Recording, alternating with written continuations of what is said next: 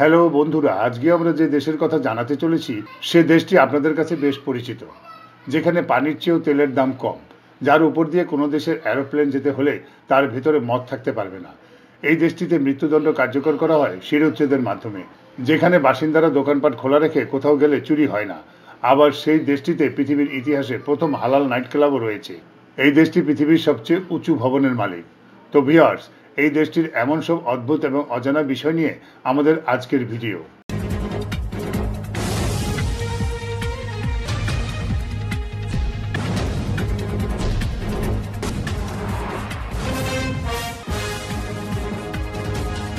এই দেশটির নাম সৌদি আরব। পৃথিবীর বৃহত্তম নদীবিহীন আরব দেশ।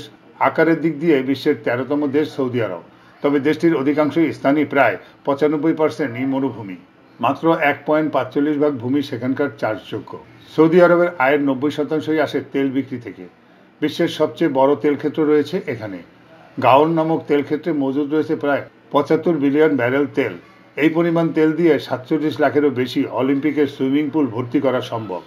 সৌদি আরব শুধু তার তেলের জন্যই নয়, কঠিন কঠিন সব আইন এবং মুসলিমদের পবিত্র স্থানের জন্য বিখ্যাত। এইসব নানাবিধ কারণে একে বলা হয় মধ্যপ্রাচ্যের পাওয়ার হাউস।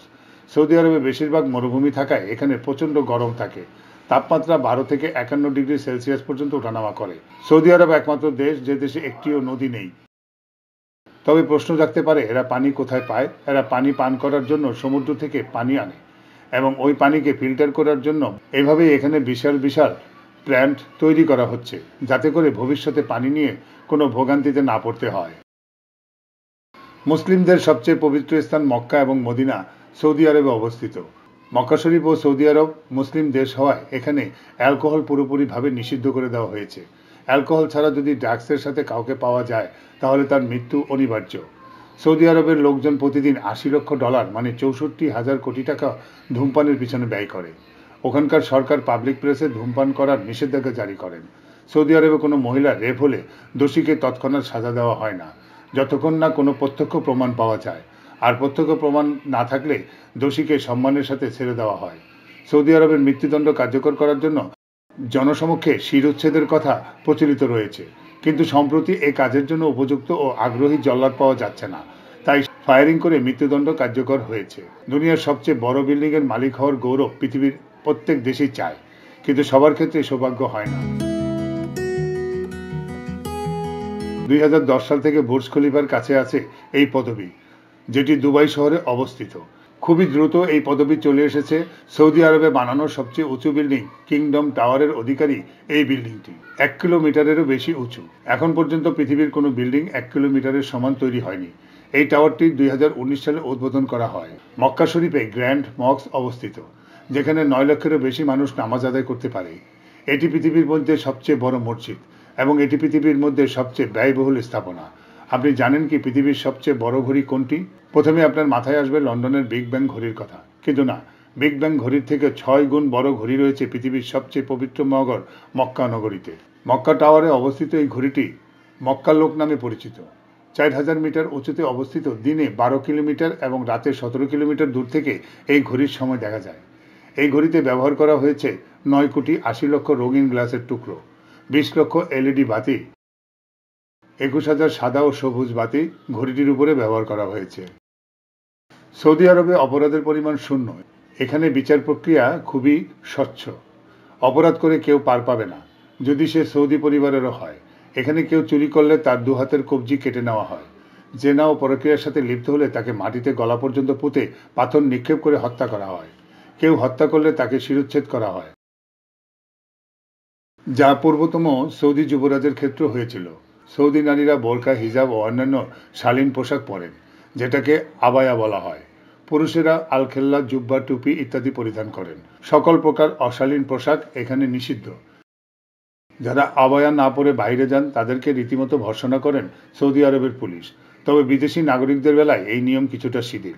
এখানে নারীদের অভিভাবক থাকেন পুরুষরাই। বিয়ে কিংবা বিয়ে বিচ্ছেদের ক্ষেত্রেও পুরুষ অভিভাবকেরই দরকার হয়। বিচ্ছেদের পর কোনো নারীর সন্তানকে নিজের কাছে রাখা খুবই কঠিন, বিশেষ করে ছেলেদের বয়স যদি 7 বছরের উপরে হয় এবং মেয়েদের বয়স যদি 9 বছরের উপরে হয়ে থাকে। সাম্প্রতিক সময়ে সৌদি আরবের যুবরাজ মোহাম্মদ বিন সালমানের উদ্যোগে বেশ কিছু পরিবর্তনের হাওয়া লেগেছে। নারীদের গাড়ি চালানোর অনুমতি দেওয়া হয়েছে, স্টেডিয়ামে বসে খেলা দেখার অনুমতি দেওয়া হয়েছে। এছাড়াও তার সাইকেল রেসে অংশগ্রহণ করছেন। নারীদের সেনাবাহিনীতে অংশগ্রহণ করার অধিকার দেওয়া হয়েছে, তবে তাদেরকে সৈনিক হিসাবে সরাসরি যুদ্ধে পাঠানো হবে না। এখানে সিনেমা দেখা নিষিদ্ধ ছিল।